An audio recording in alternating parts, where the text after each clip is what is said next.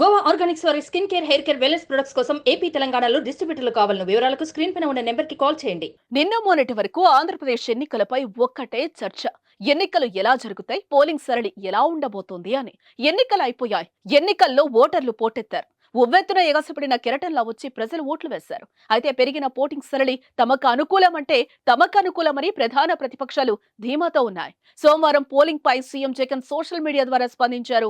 నిన్న జరిగిన ఎన్నికల్లో మండు టెండర్ సైతం లెక్క చేయకుండా తనకు ఆశీస్సులు అందించేందుకు సునామీలా తరలివచ్చారని పేర్కొన్నారు. ఈ సందర్భంగా నా అవ్వాతాతలకు, నా అక్క చెల్లెమ్మలకు, నా అన్నదమ్ములకు, నా రైతన్నలకు, నా ఎస్సీ, నా ఎస్టీ, నా బీసీ, నా మైనారిటీలకు, నా యువతీ యువకులందరికీ పేరు పేరున శిరస్సు వంచి కృతజ్ఞతలు తెలియజేస్తున్నాను.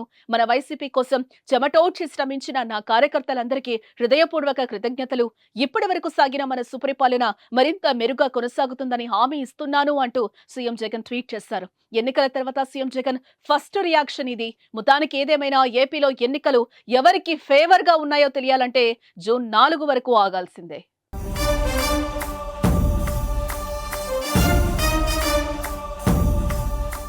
సుమన్ టీవీలో మీ పర్సనల్ అండ్ బిజినెస్ ప్రమోషన్స్ కోసం కింది నెంబర్కి కాంటాక్ట్ చేయండి.